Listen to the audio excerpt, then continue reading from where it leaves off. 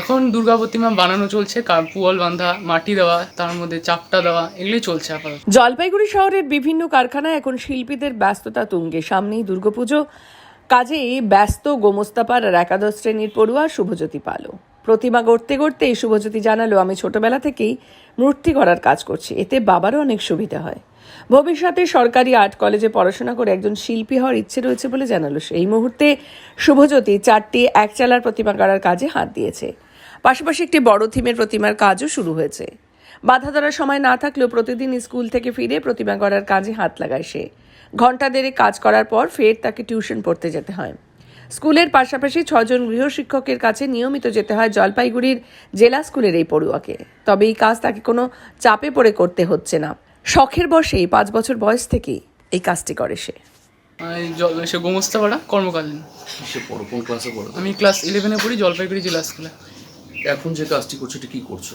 এখন দুর্গা প্রতিমা বানানো চলছে, পুয়াল বাঁধা, মাটি দেওয়া, তার মধ্যে চাপটা দেওয়া, এগুলোই চলছে আপাতত। এবার হয় প্রতিবার 15-16টা হয়, এখন আপাতত 5টা তৈরি হয়েছে, 5-7টা তৈরি হয়েছে, ওগুলোই চলছে।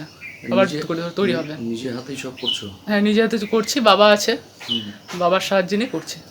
তো কতদিন থেকে এই কাজটা করছো তুমি? ছোটবেলার থেকে করছি। এটা কি তোমার শখ নাকি বাধ্য হয়ে করতে হচ্ছে? না, শখ, ছোটবেলার থেকে ভালো লাগে এটা করতে, তাই করছি। তাহলে পড়াশোনা কখন করো, কি বিষয় যদি? এই পড়াশোনার টাইমে সকালে রাত্রে করি, এবং কাজের সময় দুপুরে ফাঁক পেলে স্কুলের বাদ দিনে কাজ করি। কেমন লাগে? ভালো লাগে।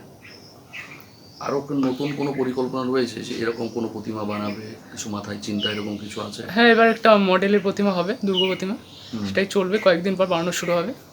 কত বড় কি আকার কি হবে সেটা? ওটা প্রায় 12 ফিটের কাছাকাছি হবে, শুধু ডিজাইনের। এই তো। আর তোমার সাথে আর কি কাজ করে বাড়িতে? দেখছি ছোট ভাইও। হ্যাঁ, ছোটো ভাইও হাতে হাতে করে, এই মাটি টাটি দেওয়া, হাতে হাতে সাহায্য করা, তারপরে বাবা তো আছে। এই পুরো স্ট্রাকচারগুলো কি তোমার তৈরি? হ্যাঁ, এই স্ট্রাকচারগুলো আমার তৈরি, বাবাও আছেন। এবং তারপরে মাটির প্রলেপ, রং, এগুলো বাকি কি তোমাকেই? হ্যাঁ, আমিও করি, বাবাও করে। কি করবে এরপর?